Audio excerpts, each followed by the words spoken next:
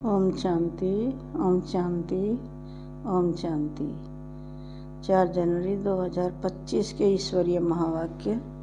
मीठे बच्चे, तुम अशरीरी बन जब बाप को याद करते हो तो तुम्हारे लिए यह दुनिया ही खत्म हो जाती है। देह और दुनिया भूली हुई है। मीठे बच्चे, तुम अशरीरी बन जब बाप को याद करते हो तो तुम्हारे लिए यह दुनिया ही खत्म हो जाती है। देह और दुनिया भूली हुई है। प्रश्न है, बाप द्वारा सभी बच्चों को ज्ञान का तीसरा नेत्र क्यों मिला है? उत्तर, अपने को आत्मा समझ बाप जो है जैसा है उसी रूप में याद करने के लिए तीसरा नेत्र मिला है। परंतु यह तीसरा नेत्र काम तब करता है जब पूरा योग युक्त रहे, अर्थात एक बाप से सच्ची प्रीत हो, किसी के नाम रूप में लटके हुए ना हो। माया प्रीत रखने में ही विघ्न डालती है, इसी में बच्चे धोखा खाते हैं। गीत है मरना तेरी गली में। ओम शांति। सिवाय तुम ब्राह्मण बच्चों के इस गीत का अर्थ कोई समझ ना सके। जैसे वेद शास्त्र आदि बनाए हैं, परंतु जो कुछ पढ़ते हैं उसका अर्थ नहीं समझ सकते। इसलिए बाप कहते हैं, मैं ब्रह्मा मुख द्वारा सब वेदों शास्त्रों का सार समझाता हूँ। वैसे ही इन गीतों का अर्थ भी कोई समझ नहीं सकते, बाप ही इनका अर्थ बताते हैं। आत्मा जब शरीर से न्यारी हो जाती है तो दुनिया से सारा संबंध टूट जाता है। गीत भी कहता है, अपने को आत्मा समझ अशरीरी बन बाप को याद करो तो यह दुनिया खत्म हो जाती है। यह शरीर इस पृथ्वी पर है, आत्मा इनसे निकल जाती है तो फिर उस समय उनके लिए मनुष्य सृष्टि है नहीं, आत्मा नंगी बन जाती है। फिर जब शरीर में आती है तो पाठ शुरू होता है। फिर एक शरीर छोड़ दूसरे में जाकर प्रवेश करती है। वापस महतत्व में नहीं जाना है, उड़कर दूसरे शरीर में जाती है। यहाँ इस आकाश तत्व में ही उनको पार्ट बजाना है, मूल वतन में नहीं जाना है।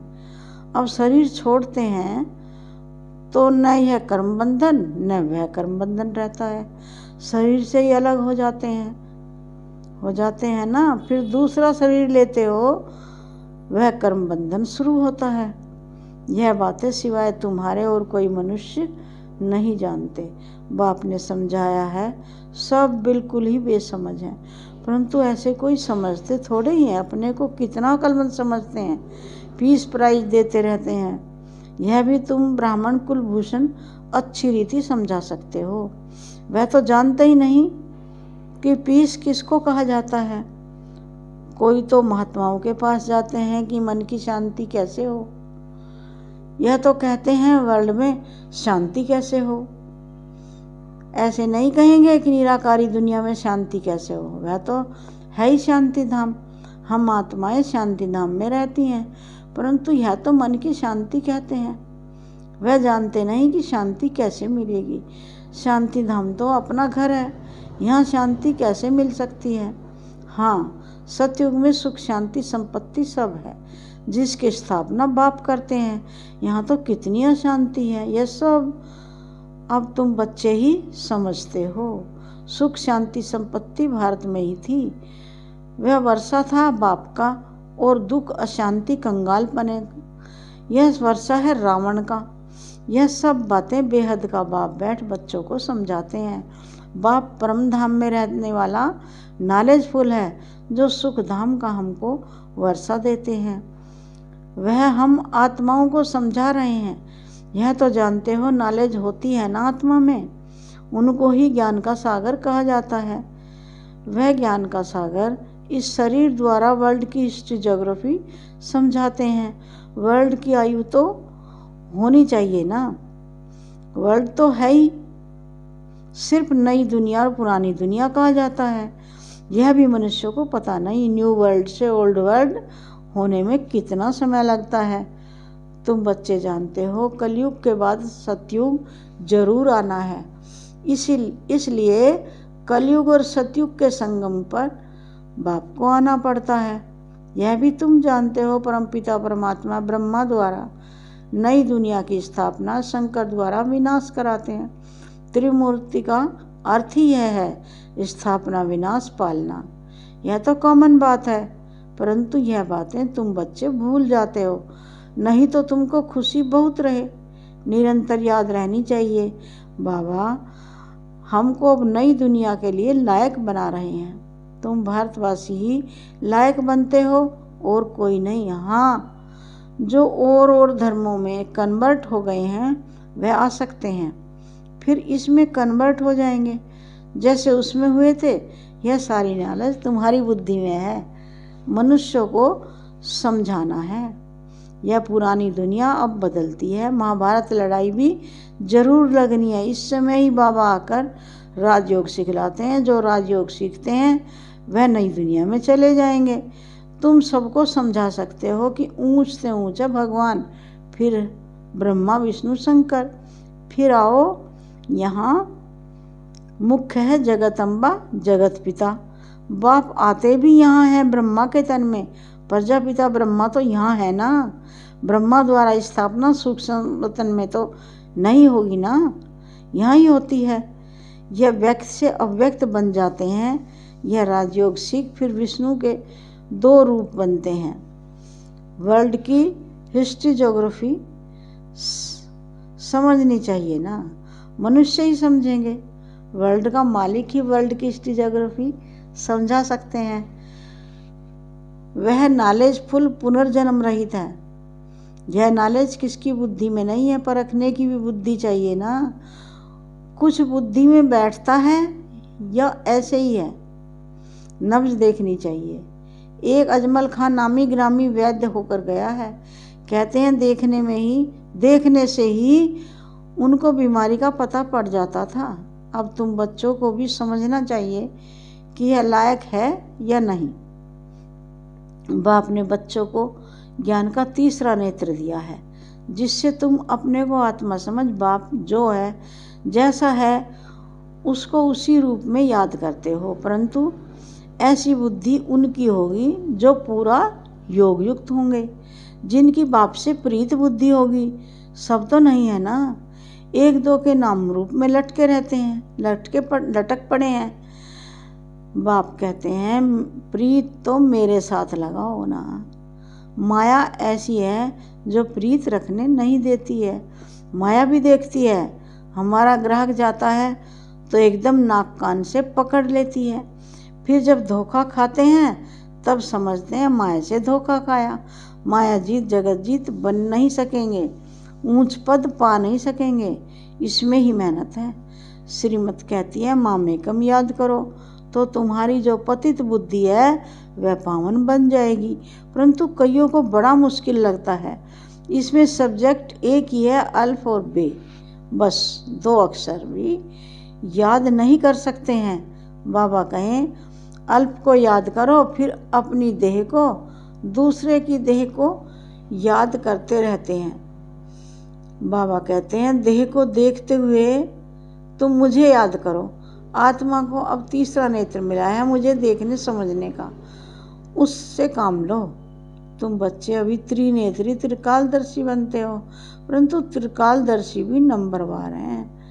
नॉलेज धारण करना कोई मुश्किल नहीं है, बहुत ही अच्छा समझते हैं, परंतु योग बल कम है, देही अभिमानीपना बहुत कम है।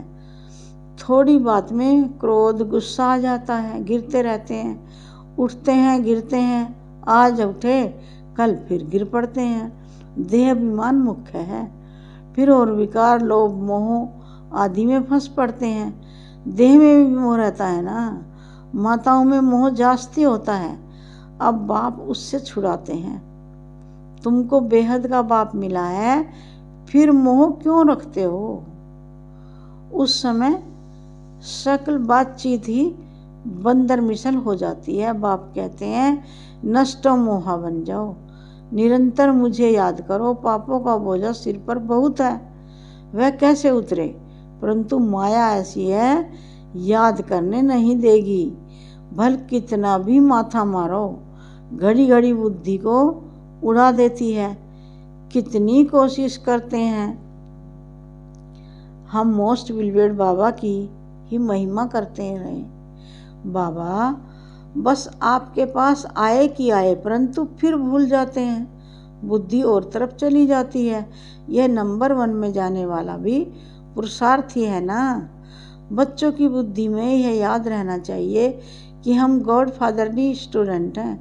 गीता में भी है, भगवान वाच, मैं तुमको राजाओं का राजा बनाता हूँ। सिर्फ शिव के बदले श्री कृष्ण का नाम डाल दिया है। वास्तव में शिव बाबा की जयंती सारी दुनिया में मनानी चाहिए। शिव बाबा सबको दुख से लिबरेट कर गाइड बन ले जाते हैं। यह तो सब मानते हैं कि वह लिबरेटर गाइड है, सबका पतित पावन बाप है, सबको शांति धाम सुख धाम में ले जाने वाला है। और उनकी जयंती क्यों नहीं मनाते हैं? तो उनकी जयंती क्यों नहीं मनाते हैं? भारतवासी ही मनाते हैं, इसीलिए भारत की यह बुरी गति हुई है।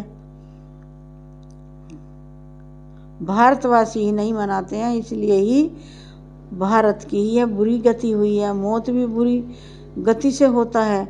वह तो बम्स ऐसे बनाते हैं, गैस निकला और कल्लास, जैसे क्लोरोफार्म लग जाता है।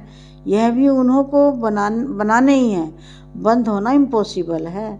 जो कल पहले हुआ था सो रिपीट होगा। इन मूसलों और नेचुरल कैलेमिटी से पुरानी दुनिया का विनाश हुआ था, सो अभी भी होगा। विनाश का समय जब होगा तो ड्रामा प्लान अनुसार एक्ट में आ ही जाएंगे। ड्रामा विनाश जरूर कराएगा। रक्त की नदियां यहाँ बहेंगी। सिविल वार में 1-2 को मार डालते हैं ना। तुम्हारे में भी थोड़े जानते हैं कि यह दुनिया बदल रही है। अब हम जाते हैं सुख धाम।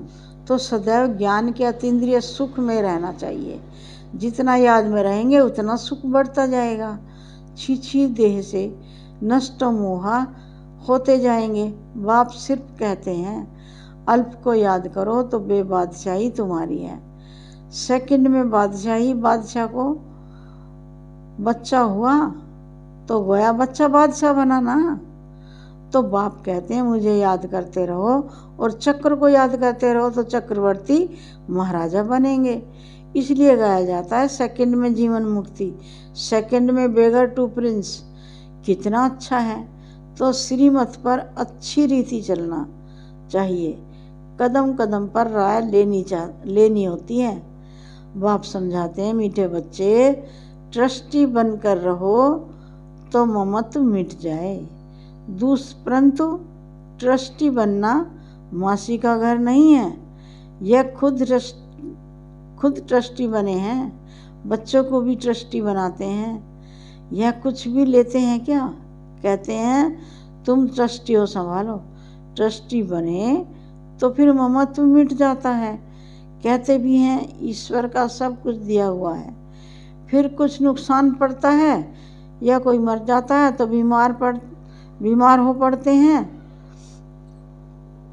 मिलता है तो वो खुशी होती है, और जबकि कहते हो ईश्वर का दिया हुआ है तो फिर मरने पर रोने की क्या दरकार है।